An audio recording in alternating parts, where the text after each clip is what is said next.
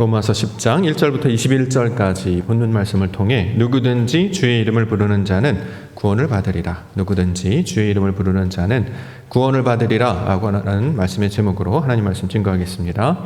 자, 오늘 본문에서는 주의 이름을 부르는 자에 대해서 사도 바울이 말씀하고 있습니다. 13절에 나와 있는데요. 13절 말씀 먼저 보겠습니다.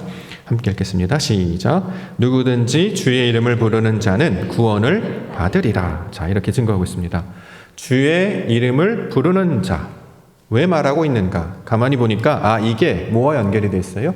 구원받는 것과 연결이 되어 있대요.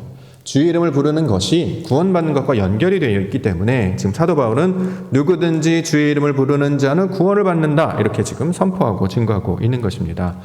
모든 사람들이 구원받아야 되겠죠. 또 모든 사람들이 구원이 필요합니다. 다만 이 구원받는 것이 좋은 것인 줄은 아는데 어떻게 해야 구원을 받는지 또 구원받는 방법은 어떻게 되는지 이것을 제대로 알고 있거나 제대로 가르쳐주는 사람을 우리는 아직 만나지 못했습니다. 이때 사도 바울은 모든 이들이 구원받는 방법에 대해서 지금 증거하고 있는 것이죠. 그 방법은 어떤 것입니까? 어떻게 하면 우리가 구원을 받을 수 있겠습니까? 어떻게 우리가 구원을 가질 수 있겠습니까? 사도 바울은 누구든지 주의 이름을 부르면 구원을 받는다. 이렇게 증거하고 있습니다. 방법을 몰랐는데 알지 못했는데 누군가 이렇게 하면 됩니다라고 얘기한다면 되게 신기한 일 되지 않겠습니까? 더군다나 우리가 그토록 바라던 구원입니다. 그러면 이 말씀을 듣는 자들은 반가운 소식이 되겠죠. 복음이 되겠죠. 어떤 사람들은 길이 막혀있고 답답한 순간인데 길이 딱 뚫리는 것 같은, 가슴이 시원해지는 것 같은, 마치 설레이고 가슴 뭉클한 아주 기쁨 가득한 소식이 아닐 수 없습니다. 더군다나 어렵지가 않아요. 주의 이름을 부르면 된다니요.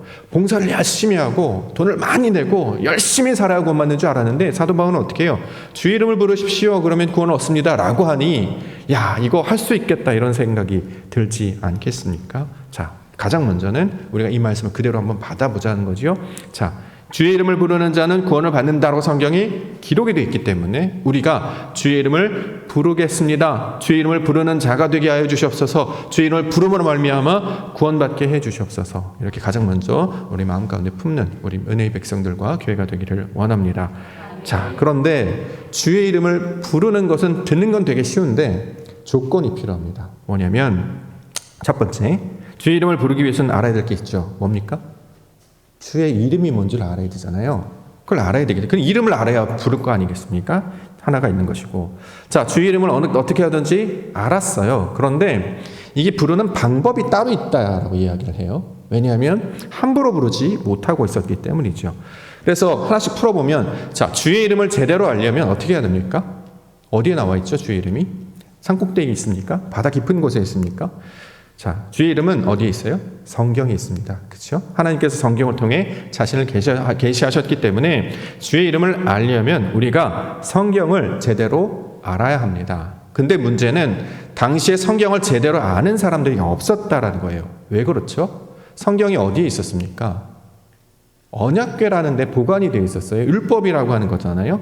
자, 모세가 썼던 율법이 언약궤라고 하는 말씀을 담는 상자에 특별히 보관이 되어 있었고, 그 보관이 되어 있던 언약궤는 어디 있었냐면 지성소라는 데 보관이 되어 있었어요. 그러니까 아무나 가서 볼 수 있는 게 아니에요. 국립도서관에 가서 회원증 내고 책 하나 거다 뽑을 수 있는 게 아니에요. 동네 도서관, 우리 해오름 도서관이나 이 석천, 돌마리 도서관 가서 내 이름 내고 이 책 빌리게 연다고 해서 열어볼 수 있는 정도의 것이 아니었다라는 거죠. 당연히 성경을 알 수가 없으니 이름도 제대로 아는 사람이 없었습니다. 그리고 성경을 만약에 읽을 수 있다, 볼 수 있었다 하더라도 성경이 뭐라고 기록이 되어 있습니까? 히브리어라고 하는 독특한 글자로 기록이 되어 있어요. 히브리어라고 기록이 되어 있는데 히브리어의 특징은 뭐냐면 모음이 없다라는 거예요. 자음만 기록이 되어 있어요. 자, 기역, 니은, 디귿, 리을만 되어 있어요. 자, 문제 내겠습니다. 이응, 비읍, 리을, 히읗. 정답이 뭐죠? 이응, 비읍, 리을, 히읗. 아브라함이잖아요. 그렇죠? 맞추시네요. 이렇게 모음이 있어야 이게 맞춘다는 거죠. 근데 모음을 알기 전에는 이응, 비읍, 리을, 히읗, 시옷, 지읒, 기역, 치읓 이렇게 계속 쭉 써 있으니까 이걸 어떻게 읽어야 되는가 알 수 없었어요. 실제로 모음이 붙여진 것은 많은 시간이 지난 다음에 신학자들이 이걸 구별하기 위해서 붙인 기호에 불과하고요. 그 기호에는 또 의미가 달려 있는데 어쨌든 몸이 있어야 비로소 읽을 수 있었습니다. 그렇기 때문에 당시에 주의 이름에 대한 지식을 아는 사람이 거의 없고 솔직히 말해서 아무도 없었다라는 거죠. 주의 이름을 부르기만 하면 구원받는다는데 도대체 주의 이름을 가르쳐준 사람이 없으니 어떻게 구원을 받을 수 있겠습니까? 자, 또 하나가 주의 이름을 어떻게 들었어요? 어떤 사람이 그래요? 주의 이름이 뭐냐 그랬더니 어떤 사람은 엘이라고 불러. 어떤 사람은 아니야 엘로힘이라고 하던데 아니야 나는 여호와 엘로힘으로 들었어. 어떤 사람은 야훼가 맞지. 어떤 사람은 예수가 맞아. 어떤 사람은 아도나이가 맞아, 큐리어스가 맞아, 굉장히 다양한 명칭들이 있다라는 것입니다. 자, 이 말씀 중에 어떤 게 맞는 것인가? 이걸 분별할 수 있는 것, 그 지혜를 가진 사람이 없었고, 문제는 뭐냐면 율법을 좀 보니까 10계명의 세 번째 계명에 뭐라고 얘기하냐면 여호와의 이름을 망령되이 일컫지 말라 이렇게 기록이 되어 있기 때문에 함부로 읽을 수조차 없었습니다. 내가 발음하는 이 발음이 맞는지 틀리는지 혹여나 잘못되면 어떻게 해요? 죄를 짓는 것이었기 때문에 이름을 제대로 부르는 사람이 없었습니다. 실제로 유대인들은 이 이름, 여호와의 이름이 등장하는 그 본문이 나오면 뭐라고 합니까? 아도나이 이렇게 되는 거죠. 여호와라는 발음을 할 수 없었어요. 왜요? 성호, 거룩한 이름이라고 해서 부를 수 없었죠. 우리나라 조선시대에서 이 실록들을 보면 조선 때 임금들의 이름이 기록됐잖아요. 외자잖아요, 외자. 한 글자, 이산. 이렇게 한 글자 돼 있어요. 근데 그 이름이 딱 등장하면 그 있는 역사학자들이 넘어갔다고 하죠. 이러면 넘어갔대요. 읽을 수 없었어요. 그렇죠? 자, 높으신 분의 이름을 함부로 부른다는 건 굉장히 어려운 일이었습니다. 그렇기 때문에 읽을 수는 있는데 소리내면 안 돼요. 잡혀가면 어떡하죠? 끌려가면 어떡하죠? 자, 지식도 없었고 방법도 알지 못했습니다. 주의 이름을 부르면 구원을 받는다고 했는데 실제로 주의 이름을 부르지도 못했고 몰라서도 못 불렀고 알아도 부르지 못한 것이죠. 아버지를 그쵸? 부르지 못하고 형을 바르지 못했어요. 다 이게 다 의미가 상징이 녹아져 있는 소설들이라고 생각을 합니다. 자, 그런데 이렇게 답답해 있는 상태 가운데 사도 바울이 뭐라고 얘기해요? 주의 이름을 부를 수 있다라고 말하는 거예요. 누구 때문에? 본인이 그 주의 이름을 부르도록 가르쳐주는 사람을 만났기 때문입니다. 그분의 이름을 우리는 예수 그리스도라고 부릅니다. 예수님을 만났더니 예수님은 주의 이름을 아는 분이었어요. 왜요? 그는 지성소와 같은 분이셨거든요. 그 다음에 언약궤를 읽을 수 있는 분이셨어요. 나중에 보니까 이 율법을 보내시고 지으신 분이 바로 그분이셨다고 성경은 증거하고 있기 때문입니다. 말씀으로 하나님이 되셔서 찾아오셔서 그 말씀 자체이신 분이 예수님이셔서 자신을 나타내 보이실 뿐만 아니라 신약의 마태복음에 보면 율법이 어떠한 것인지를 해석해 주시는 유일한 분이 예수님이셨습니다. 자, 주의 이름이 어떤 것인지를 그 하나님의 말씀이 어떤 것인지를 아는 유일한 분 예수님이었다. 내가 예수님을 만났는데 그로 말미암아 이제 이름을 부를 수 있게 되었습니다. 율법 때문에 그럼 부르지 못했는 걸요. 세 번째 계명에 따르니까 여호와의 이름을 망령되이 부르면 죄 없다 하지 않겠다라고 했거든요. 근데 예수님은 뭐예요? 율법의 마침이 되셨어요. 그분은 율법에 갇히시는 분이 아니고 율법 위에 계시는 분이시고 율법의 모든 것이 되시는 분이시다. 실제로 율법을 우리 가운데 내려주실 뿐만 아니라 그 말씀 안에 갇혀있는 분이 아니었다는 거죠. 대표적으로 안식일에 관한 이야기.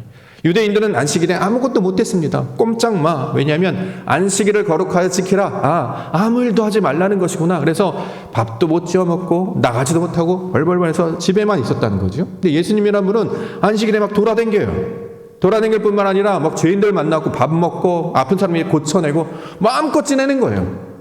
율법 그 위에 계시는 분. 그분이 그렇게 얘기해요. 주의 이름을 어떻게 부르느냐? 이렇게 부르는 것이다 라고 적용하여 가르쳐 주신 유일한 분이시다. 그렇게 말씀하고 있는 것입니다. 자, 이렇게 예수님을 만났던 주의 이름이 무엇인지 어떻게 부르는지를 정확하게 알아서 가르쳐주고 보여주셨던 예수님을 만났던 사도 바울이 자신이 그것을 경험했기 때문에 사람들아 누구든지 주의 이름을 부를 수 있는 시간이 왔는데 바로 지금이고 주의 이름을 부르는 모든 자는 구원을 받을 수 있습니다라고 선포하고 있게 되는 것입니다. 오늘 사도 바울의 가르침처럼 그리스도를 만나는 은혜가 있기를 원합니다.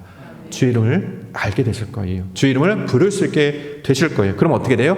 구원받는다 이렇게 설명하고 있습니다. 주의 이름을 제대로 아시고 부르셔서 구원 얻게 되시는 우리 구원의 성도님들과 교회가 되기를 소망합니다. 자, 그러면 주의 이름을 부르려면 어떻게 해야 되는가? 본문에서는 올바른 지식을 따라야 한다 이렇게 설명하고 있죠. 로마서 10장 2절부터 4절까지. 내가 증언하노니 그들이 하나님께 열심히 있으나 올바른 지식을 따른 것이 아니니라. 하나님의 의를 모르고 자기 의를 세우려고 힘써 하나님의 의에 복종하지 아니하였느니라. 그리스도는 모든 믿는 자에게 의를 이루기 위하여 율법의 마침이 되시니라. 자, 사도 바울은 올바른 지식을 따라야 한다 이렇게 얘기하잖아요. 왜 그렇죠? 그동안 올바른 지식을 따른 게 아니었기 때문에. 왜 올바른 지식을 따른 게 아니냐 보니까 올바른 지식이라고 하는 것은 하나님의 방식을 따라가야 된다는 거예요. 말씀이 하나님의 것이면 방식도 하나님의 것을 따라야 되는데 사람들은 말씀은 하나님의 것이라고 하면서 그 방법을 푸는 방식은 자기 것들을 사용하고 있었다는 거죠. 그래서 여기에는 사람들이 하나님의 의를 따르지 아니하고 자기 의를 따르고 있었다 이렇게 이야기하는 것이죠. 다시 말해 하나님의 방식을 따른 것이 아니라 자신 방식대로 한다라는 것입니다. 그래서 여기 3절에 보니까 하나님의 의를 모르고 자기 의를 세우려고 힘써 하나님의 의에 복종하지 아니하였다. 자, 자기 의. 자기 의가 뭐죠? 자기 의. 쉽게 말해 내 방식입니다. 우리 방식이 뭘까요? 우리가 신앙하는, 우리가 하나님을 찾고자 하는 우리의 방식이 어떤 것일까요? 본문에 따르면 하나님께 열심히 있는 모양, 이걸 자기 의라고 지금 설명을 해요. 2절에 나와 있잖아요. 내가 증언하노니 그들이 하나님께 열심히 있다. 근데 이게 자기 의다. 이게 자기 방식이다. 쉽게 말해서 자기 열심으로 신앙하는 것을 가리켜서 자기 의라고 이야기합니다. 대표적인 사람 누가 있습니까? 사도 바울이 바로 그렇게 살았죠. 옛날에 사울이었던 시절. 나중에 사도 바울로 이제 다르게 불렸습니다만 원래 사울이라는 이름이었지 않습니까? 사도 바울이 회심 전에, 소위 말하는 사울 시절에 그는 열심히 살았습니다. 그렇죠? 우리나라 사람들도 열심히 사는데 이 유대인들도 되게 열심히 사는 것 같아요. 자, 잘 되는 데는 이유가 있어요. 그렇죠? 열심히 하지 않습니까? 외국 분들 만나보면 열심히 안 해요. 오늘 일은 대충 하고 내일 또 있으니까 해요. 예, 우리는 6개월 안에 막 건물들이 팍팍 올라가잖아요.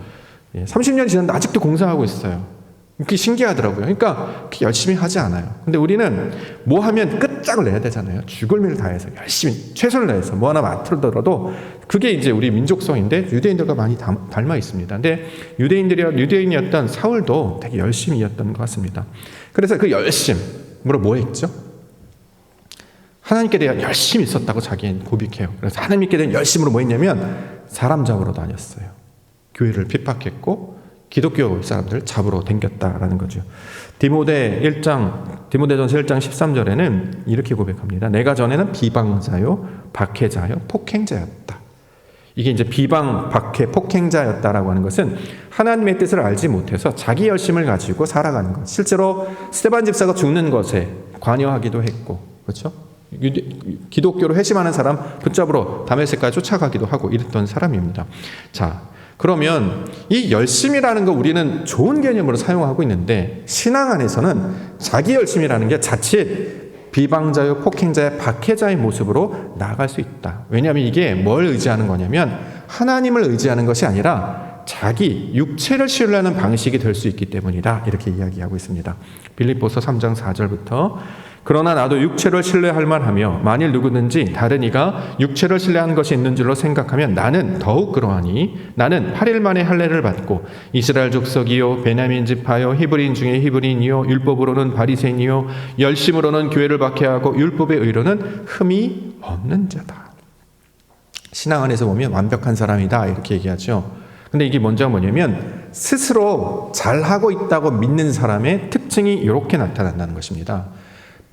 특별히 율법을 잘 지키는 사람들, 새벽 예배 다 나오시는 분들 칭찬 많았는데 다 나오면 새벽 예배를 다 나오시잖아요. 그럼 안 나오는 사람들은 왜 안 나오는 것인지 이런 생각이 들어요. 그렇죠? 예배를 열심히 하고 신앙생활 열심히 하면 그게 사람이라는 거예요. 무언가에 이르게 되면 그 중심이 어디로 향하냐면 하나님께서 주신 은혜 때문에 내가 여기 왔지, 이게 모든 게 하나님의 은혜야, 이게 아니라 쓱 이제 자기가 올라오죠. 나같이 하는 사람 많지 않을걸? 도서관에서 제일 늦게까지 남아있는 사람이 누굽니까? 전교 1등이죠. 공부를 왜 전교 1등 하나 봤더니 맨 마지막까지 남아있었기 때문에. 나처럼 열심히 하는 사람 있어? 다 1등 하는 건 머리가 좋아서 하는 게 아니라 열심히 하니까 되는 거야. 이렇게 이제 사람들이 생각해요. 우리가 먼저 뭔가 열심히 하잖아요. 근데 특징인데 문제는 그렇게 되면 이게 자기의 의로 자꾸 빠지게 된다는 거죠. 왜냐면 자꾸 그걸 신뢰하기 때문에, 나를 믿기 때문에. 대표적으로 사울이 그랬다는 거예요. 율법으로도 흠이 없었고요. 혈통으로도 흠이 없었어요. 그렇죠? 기독교 집안에서 자랐고 신앙교육 열심히 했고 아무런 문제 없이 잘 살아왔어요. 자, 그러면 이것을 가지고 하나님께 영광을 돌리고 의로 돌리는 거로 나아가야 되는데 사람의 본성이 그렇지 않더라. 뭔가를 내가 자꾸 이루려고 하면 이게 내가 한 것 같은 착각에 자꾸 빠지게 되더라. 결국 하나님을 따르는 것이 아니라 사람을 따르는 것이다. 이렇게 이야기하고 있는 것입니다. 우리 신앙이 현장에서도 마찬가지죠. 우리가 이제 신앙의 현장에서 하나님의 방법을 따르는 연습들을 하면서 우리가 계속 지나오고 있지 않습니까? 성경에서 말하는 하나님의 방법을 따른다라고 하는 것은 어떤 것이냐면 자신이 가지고 있는 전통적인 방법, 내가 경험했던 내 방식이 아니라 성경에서 말하는 방식을 따라가는 것을 가리키고 있는 말이잖아요. 그렇죠? 이게 하나님의 의입니다. 내 자기 의를 따르는 게 아니라 하나님의 의를 따라가야 되는 것입니다. 우리가 신앙생활을 하는데 신앙생활에서 가장 중요한 것은 무엇이냐면 하나님의 말씀을 온전히 듣고 깨달아서 그 말씀을 통해 역사하시는 하나님의 의도를 알아야 된다는 거죠. 그게 성경에서 말하는 성경을 따라가는 방법, 하나님의 의를 따라가는 방법입니다. 그런데 하나님의 의를 따라가서 말씀을 들으려고 하는데 말씀을 잘 모르잖아요. 잘 가르쳐주고 제대로 배운 적이 많지 않기 때문에 우리 돌이켜보시면 우리가 성경 지식을 많이 아는 것 같아도 실제로 그렇지 않아요. 이게 무슨 뜻이에요? 라고 만약에 누군가 물어보면 설명해 주실 수 있습니까? 예를 들어서 다음 중 하나님을 부르는 칭호 어떤 것이 맞습니까? 엘이 맞습니까? 여호와가 맞습니까? 여호와 엘로힘이 맞습니까? 그럼 야훼는 뭐죠? 아도나이는 뭐죠? 왜 예수라고 부르는 것이죠? 성자 하나님 뭐고 성령 하나님 뭡니까? 구분하실 수 있어요? 엘과 여호와가 왜 다른지, 왜 여호와라고 말을 계속하지 않고 여호와 엘로힘이라고 말하는지, 왜 너희가 하나님의 말씀을 가진 자를 신 엘로힘이라고 부르는지 이거 구분해 내실 수 있습니까? 왜 무엇이 다른지 설명해 내실 수 있습니까? 성경에서 말하는 핵심, 그래서 어떻게 하라는 건가요? 이거 뭐라고 물어본다면 이거 우리가 딱 제시할 수 있나요? 실제로는 이런 질문을 받으면 좀 당황합니다. 왜냐하면 이게 뭐다라고 이렇게 배운 적이 이렇게 우리 기억에 많지 않고 그냥 열심히 들었어요. 외웠어요. 그냥 그렇게 하라고 했었어요. 근데 이게 뭐냐라고 물어보면 잘 깨닫지 못하는 거예요. 그렇기 때문에 나타나는 일이 뭐냐면 삶 가운데 말씀대로 적용해서 하는 일이 잘 진행되지 않는다는 것입니다. 실제로 우리가 예배를 하고 말씀을 잘 들어도 현장에서는 하나님의 말씀이 이렇으니까 그렇게 해야지 보다 원래 우리가 가지고 있는 본성을 따르는 경우가 훨씬 더 많습니다. 대표적으로 이스라엘 백성들이 애굽에서 나와서 광야로 가고 광야에서 가나안으로 들어간 이후에 어려운 일들만 있으면 그들은 항상 어디를 떠올렸냐면 애굽이 줬사오니 이랬다는 거죠. 옛날에 과거에 육신에 있었을 때 하나님 알기 전에 그때 살만했는데 옛날이 좋았다 자꾸 이런 얘기를 해요. 왜냐하면 우리가 이제 경험을 하고 나면 알게 되잖아요. 경험하지 못한 것, 모르는 것에 대한 것에는 두려움과 불안이 있는데 한번 경험해서 아는 것은 익숙해지기 때문에 자꾸 그쪽으로 돌아가려고 하는 육신을 가진 사람이 모두 다 그렇게 가는 성향을 가지고 있게 됩니다. 그런데 하나님은 그래 육신의 성향, 너에게 익숙한 방식이 아니라 하나님께서 보이신 그 길을 자꾸 따라가라라고 이야기하는 거죠. 말씀이 선포되는 그곳, 하나님의 말씀의 뜻을 가르쳐주는 그곳으로 나아가라고 이렇게 가르쳐주고 있습니다. 자, 어떤 것이냐면 말씀이 우리 가운데 주어졌다면 우리에게 주는 도전과 질문이 있어요. 이게 무슨 뜻이야를 찾으셔야 됩니다. 그래야 신앙이 발전해요. 하나님께서 무슨 뜻으로 이 말씀을 하셨지? 왜 이런 말씀을 내게 주신 거야를 묵상하고 다시 생각하고 다시 돌아보고 찾으셔야 돼요. 하나님께서 이걸 나에게 주셨구나 생각해야 이게 내 것이 되는데 그렇지 않으면 그 하나님의 말씀이 그냥 듣고 새가 집어가든지 돌 때문에 뿌리를 못 내리든지 가시덤불 때문에 싹을 못 내든지 그냥 사라져버리게 되고 만다라는 거죠.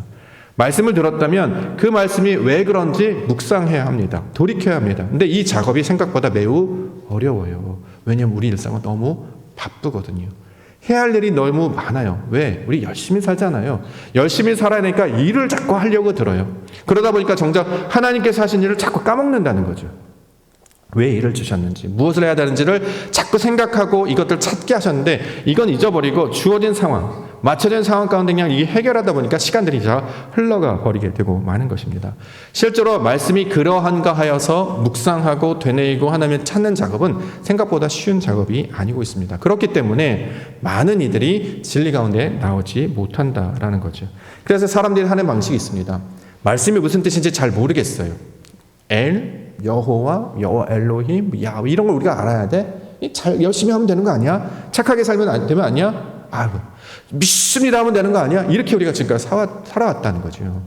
근데 지금까지는 우리가 그렇게 살아도 사실은 하나님 은혜 주셔서 살았는데 문제는 뭐냐면 뭔가 이룬 것 같은데 돌이켜보면 하나님의 역사로 이룬 것임을 우리가 잘 깨닫지 못하는 순간들이 찾아옵니다. 우리가 지금까지 그렇게 살았다면 이제는 그냥 우리 신앙, 우리 열심으로 살아가는 것이 아니라 왜 그러한가 하여서 그것이 하나님의 뜻인가 해서 우리가 생각하고 이것을 기대하고 이것이 왜 그런가요? 분별하여서 이걸 찾아내야 하나님의 뜻을 길을 찾아낼 수 있는 백성들이 되어야 될 것입니다. 자, 이걸 알지 못하면 사람들은 일반적으로 세상의 풍조를 따라가게 돼 있어요. 그렇죠? 하나님께서 내게 주신 뜻이 뭔지를 잘 모르면 어떻게 해요? 남들이 뭐라 그러는지 저기 우리보다 좀 나아 보이는 자들은 뭐라고 말하는지 자꾸 따라간다는 거죠. 이걸 세상 풍조, 교훈이라고 이야기하는데 성경은 우리에게 세상 풍조를 따라가라 그렇게 하기 위해서 우리를 부르신 것이 아니라 우리에게 말씀하신 하나님의 뜻이 무엇인지를 발견하도록 찾으면 찾게 하시려고 두드리면 열게 하시려고 우리가 구하면 구하게 하시려고 말씀을 주셨다는 거예요. 그래서 우리에게 주신 선물이 뭡니까? 성령이잖아요. 성령.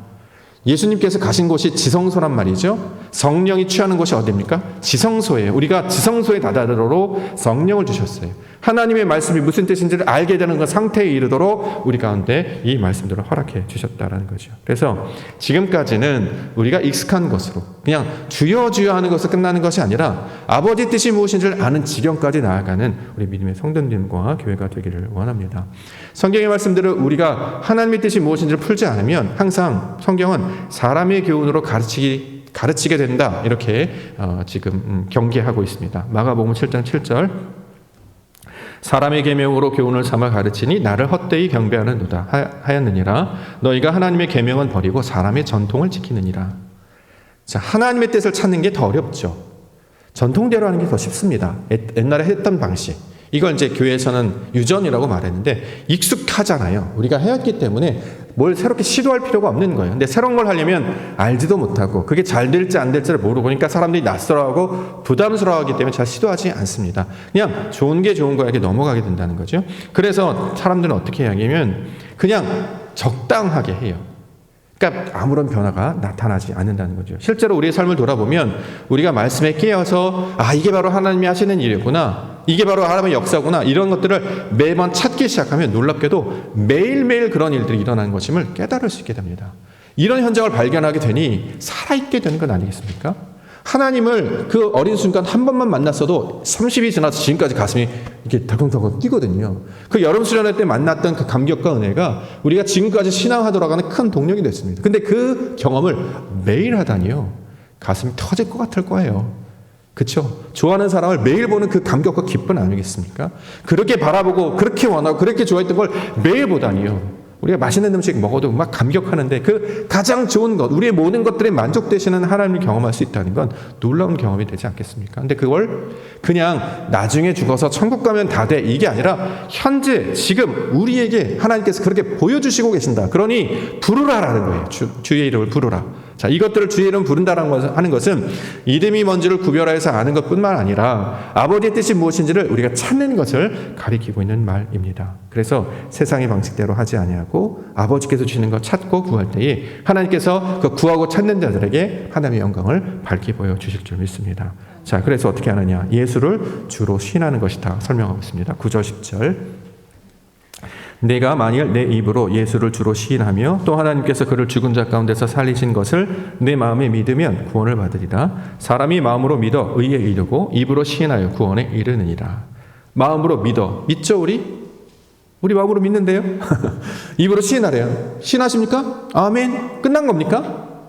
아니에요. 더 깊은 뜻이 있다는 거죠. 요게 이제 우리가 이제 성서까지 나왔을 때 이걸 몰랐을 때는 마음으로 믿어. 입으로 시인해. 요건 이제 지식으로 하는 거고 마음으로 믿는다는 게 뭔지를 알아야 되고 입으로 시인한다는 게 뭔지를 아는 지경까지 나가야 된다는 거예요. 그걸 지성소라고 이제 부른다라는 거죠. 마음으로 믿는다는 것은 내가 내 생각으로 믿습니다 한다는 게 아니라고 했어요. 관념적인 얘기가 아닙니다. 예수를 그 위에 보면 예수를 주로 시인하는 것이다라고 이제 9절에서는 설명하고 있죠. 10절에서 사람이 마음으로 믿어 의에 이른다고 하는 것은 무엇이냐면 바로 앞절에 9절에 예수를 주로 시인하는 것이 무엇인지를 설명하는 구절입니다. 예수를 주로 시인한대요. 예수를 주로 신한다는 것은 그냥 우리가 인정하다 이게 아니라 나의 모든 머리, 나의 모든 생각, 나의 모든 주인이 예수님, 하나님임을 고백하면서 그대로 살아가는 것을 가리키는 말입니다. 이것을 마음으로 믿는다라고 얘기하고 예수를 주로 신한다고 고백하는 거예요. 우리가 이제 새벽 예배와 수요 예배와 금요기도 때 설명을 드렸는데 우리가 말은 주님이 우리의 머리 되신다라고 고백은 하지만 실제로 일상생활에서 모든 결정과 판단은 내가 하잖아요. 예수님의 뜻을 찾기보다 원래 해왔던 방식으로 내 뜻대로 하잖아요. 그래서 일어나는 방식이 뭡니까? 내가 선택한 것을 따르게 하잖아요. 내 뜻대로 해야 돼. 점심에 뭐 드실 겁니까? 내 뜻대로 해야 되잖아요. 내 뜻대로. 내가 주인이죠. 하나님의 뜻대로 하겠습니다. 나를 부인하고 아버지 뜻대로 없어서 누가 뭐라고 하면 그것을 따라가겠습니다. 이렇게 안 하잖아요. 그렇게 말은 했으나 결론은 내가 원하는 것으로 가야 된다. 이렇게 정하는 거 아닙니까? 실제로 우리의 신앙이 그렇게 살아왔다는 거죠. 근데 예수를 주로 시인하는 자들은 마음으로 믿는 자가 되는 것인데 마음으로 믿는 자는 건 나의 모든 결정과 어떤 인도하심이 내 뜻대로 되는 것이 아니라 하나님의 뜻대로 되는 것이다. 이게 이제 삶 가운데 어떻게 나타나냐면 우리가 판단하지 않는 것입니다. 우리가 머리가 되면 우리가 판단해요. 이게 맞다, 틀리다. 이게 그르다, 옳다. 우리가 판단하는 건 모릅니다. 어떻게 일기예보도 못 맞추는데 어떻게 사람의 앞길을 알 수 있어요? 슈퍼컴퓨터로 그 많은 돈을 들여도 비가 올지 안 올지, 추울지 따뜻할지 못 알아맞추잖아요. 그냥 50대 50이에요. 나을지 안 나을지, 잘 될지 안 될지 몰라요. 성경은 뭐라고 얘기합니까? 잘 되는 것도 잘 되는 게 아니고 못 되는 것이 못 되는 것이 아니다. 자, 이건 이제 세상의 관점이고 이 모든 것 가운데 선을 이루시는 분은 하나님이시다. 그걸 가르쳐주고 있다는 거예요. 이 세상에 나타나는 피조세계, 물질세계를 통해서 거기에 우리의 마음이 매여서 사는 것이 아니라 이 가운데 역사하시는 하나님의 의도와 그 뜻을 따라가는 자들이 그리스도인들이라는 거예요. 그래서 거기서 벗어나서 아버지의 뜻을 다다는 데까지 나아갔을 때, 그래서 내 원대로 되지 않았지요. 요셉이 애굽으로 끌려갔으니까요. 내 원대로 되지 않았어요. 보디발의 집에 팔려갔죠. 사람의 뜻대로 되지 않았어요. 감옥에 갇혔죠. 사람의 보기에 좋지 않았습니다. 그런데 그 모든 과정을 통해서 선으로 바꾸시는 하나님을 발견하게 됐는데 이게 바로 하나님이 하시는 일이었구나라고 고백하는 것이 요셉의 모습인 것처럼 예수님께서 우리 가운데 찾아오셔서 자기의 원대로 하지 아니하고 아버지의 뜻대로 내어 맡기는 일을 하는 이유는 그래야 아버지의 뜻이 일어나는 것을 보게 될 것이기 때문에 내 힘대로 살면 내가 잘나서 된 것이지만 내 것을 내려놓으면 내려놓게 하실 거예요. 실제로 내려놓게 하십니다. 내가 내려놓은 것도 아니에요. 내가 하는 건 다 안 되게 하셨어요. 저는 뭐 복권 안 사봤겠습니까? 한 번도 안 됐어요. 할렐루야. 네. 요행을 바라지. 네, 뭐 심지어는 학교에서 뭐 추첨 한 번도 된 적이 없어요. 시작 하나 탄 게 전 답니다. 그것으로 너무 감사해요. 크게 되지 않아서. 왜냐하면 그게 됐다면 마음이 글로 쏠렸을 거 아니에요. 이거 되네. 요행을 바라도 되네. 편법을 써도 되네. 세상과 약간 타협해도 약간 유익이 있네. 눈 한번 질끗 감으니까 유익이 생기네. 그럼 계속 그런 식으로 할 거 아니에요. 가짜 인생을 할 거 아니에요. 근데 그렇게 살게 하시지 않았어요. 모르면 그냥 모른다고 해. 못하면 못한다고 해. 못한다고 해서 망하지 않아. 모른다고 해서 부끄럽지 않아. 왜? 하나님께서 너를 선택하셔서 아버지의 영광을 나타내는 자로 살게 하기 때문에. 세상은 끊임없이 잘하니 못하는 일 판단하려고 하는데 내 판단을 다 내려놓으니까 하나님께서 나를 인도하시는구나 깨닫게 되면 그 세상의 모든 판단으로부터도 자유로워질 수 있겠다라는 것이죠. 그러면 하나님께서 내게 주신 은혜를 쫓아 사는 자들로 되어갑니다. 또 하나, 입으로 시인하다. 자, 이게 뭐냐면 예수를 아십니까? 아멘. 구원받을 거 확신하십니까? 아멘. 요 정도로 말하는 게 아니겠죠. 그럼 진짜 나가는 거 아니겠습니까? 이 정도 말 따라하지 못하는 사람이 어디 있어요? 다 하죠. 근데 입으로 시인하다는 게 무슨 뜻이냐면 바로 이 구절에 뭐라고 얘기하냐면 하나님께서 그를 죽은 자 가운데서 살리신 것을 내 마음에 믿느냐, 이걸 입으로 시인하는 거예요. 이게 무슨 뜻이냐면 자, 성경에서 예수 그리스도가 죽은 자 가운데 다시 살아나셨다라는 것을 역사로 설명하고 있어요. 우리가 지식으로 알았죠? 그럼 이걸 우리가 진리로 받으려면 어떻게 됩니까? 그 일이 어떻게 누구에게? 나에게 일어나는 거예요. 예수님이 죽었다 살아나는 건 그러고 끝나고 우리는 아멘하고 끝나잖아요. 근데 중요한 건 우리가 바뀌어야 되는 거잖아요. 그래서 예수님께서 죽으셨죠. 부활하신 거죠. 그게 나에게 일어나야 된다라는 거죠. 우리가 그 일이 실제로 이 성경에서 나온 말씀이 나에게 이루어지게 되는 것을 입으로 시인하다라고 이야기를 합니다. 근데 이걸 의미를 모르니까 그냥 입술로만 아멘으로 끝나요. 그러니까 아무 삶에서 아무런 변화가 나타나지 않겠다는 거죠. 성경에서 일어난 일, 빛이 있으라 할 때 우리의 눈이 떠져서 하나님을 보게 되는 것처럼 예수 그리스도가 육신을 다 하나님께 내어 맡겨서 아버지의 영광에 이르게 되는 것처럼 우리도 동일하게 할 때 우리도 동일한 은혜와 영광이 나타날 줄 믿습니다. 라고 고백하며 살아가는 것, 이걸 입으로 시인한다 라고 이야기하고 있는 것입니다. 그러므로 우리의 주인이 하나님이시고 말씀을 따라 사는 자들이 되어야 될 것입니다. 내 것을 내려놓고 하나님의 뜻대로 하기를 원합니다 라고 했을 때 그분께서 역사하신 들을 날마다 경험하며 나타나는 것, 이것을 우리 가운데 베풀어 주시는 줄 믿습니다. 그러니 어떻게 해요? 마지막에 그리스도의 말씀으로 들으라 이렇게 얘기하고 있습니다. 17절. 그러므로 믿음은 들음에서 나며 들음은 그리스도의 말씀으로 말미암았느니라. 아마 많이 외우고 계시는 말씀이 9절일 겁니다. 믿음이 어떻게 돼요? 들음에서 안 돼요. 우리 잘 듣고 있잖아요. 그렇죠? 안 듣는 사람 없습니다. 그럼 들음은 그리스도의 말씀으로 말미암았다. 이게 무슨 뜻이냐? 하나님이 주시는 말씀을 어떻게 해요? 그리스도께서 주시는 말씀으로 들어야 된다라는 뜻이에요. 그리스도의 말씀으로. 이걸 다른 말로 영과 진리로 이해하다. 하나님의 음성으로 듣는다라는 뜻이에요. 이게. 그리스도의 말씀으로 말미암았다라는 건 성경에 있는 걸 그대로 잘 들어야 된다는 게 아니라 하나님께서 주시는 말씀이 있잖아요. 이걸 무엇으로 들어야 돼요? 하나님의 음성으로 들으셔야 된다는 거죠. 제가 무슨 능력이 있겠습니까? 제가 말하는 게 무슨 힘이 있겠습니까? 저는 아무런 힘과 능력이 없고 아버지께서 주신 말씀, 제가 경험한 것들을 전하는 거잖아요. 그럼 여러분은 어떻게 해요? 그 중에서 아버지의 뜻으로 말씀하시는 거, 저거 나한테 주신 말씀이라 할 때 아멘으로 받으셔야죠. 그럼 진짜 내 말씀이 된다니까요.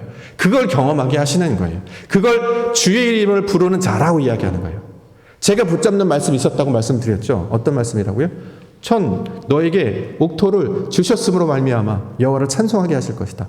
이 말씀 계속 붙잡고 있습니다. 왜요? 저에게 주시는 말씀으로 붙잡았거든요. 그래서 옥토를 주셨다라는 건 교회를 주셨다라는 말씀으로 받았지만 알고 보니까 나의 마음을 옥토와 같이 바꾸어 주신다는 거였어요. 이 황폐한 마음, 이 황량한 마음, 아무것도 열매도 없는 마음에 하나님께서 씨를 뿌려주셔서 하나님의 말씀을 아는 것들이 막 자라나기 시작해요. 좀 그래 보이지 않으시나요? 제 마음 가운데 조금 알아가는 것 같지 않으세요? 처음에 말씀 전하셨을 때보다 요즘 목사님 조금 아는 것 같아 이런 느낌 들지 않으세요? 왜 그러냐면 하나님께서 계속 보여주셔서 그래요. 그렇게 해 나가다 보니까 와 정말 이런 일이 일어나네. 우리 하나님이 살아계시는구나. 그러니까 무엇을 먹을까 마실까 입을까 걱정하지 않고 돌을 떡으로 바꿔주세요. 하나님 우리한테 무슨 이벤트가 필요합니까? 성전 꼭대기에서 우리가 뭔가 특별한 이벤트를 할까요? 아니면 여기에 뭐 광고를 할까? 이런 걸 하지 않아도 우리의 신앙이 오직 하나님을 우리의 주인으로 기억해서 받아들여서 그를 섬기고 경배하는 자로 살게 하신다는 거죠. 가장 놀라운 기적은 하나님께 예배하게 하시는 것이 가장 큰 기적과 은혜와 선물인 줄 믿습니다. 그 어떤 순간에도 다시 돌아오셔서 하나님의 백성임을 깨닫게 하시고 그래서 나는 다시 돌아와 무엇이 되겠느냐? 다만 하나님을 섬기는 자. 남들이 뭐라고 하든 세상에서 뭐라고 하든 아니요 나는 하나님이 최고입니다. 왜요? 내가 직업을 갖는 것, 일을 하는 것 그냥 단순히 그것을 하게 할 수 있는 하나님의 도구에 불과한 것이지 그래서 나에게 완성하고자 하는 것은 하나님을 기억하는 예배자가 되게 하시는 것이 아버지의 뜻이기 때문에 이것을 감당하고 있음이 가장 기쁨이요 선물입니다. 이렇게 고백할 수 있는 자가 된다는 거죠. 그러면 나의 삶의 주인이 누굽니까? 하나님이 되는 거예요. 그래서 그 사람을 보고 너는 주의 이름을 부르는 자이구나 라고 말하는 것이고 그렇게 하나님을 찾는 자를 가르쳐서 성경은 뭐라냐? 구원받았어. 문제는 하나도 해결되지 않았어요. 근데 그 문제에 갇혀있지 않잖아요.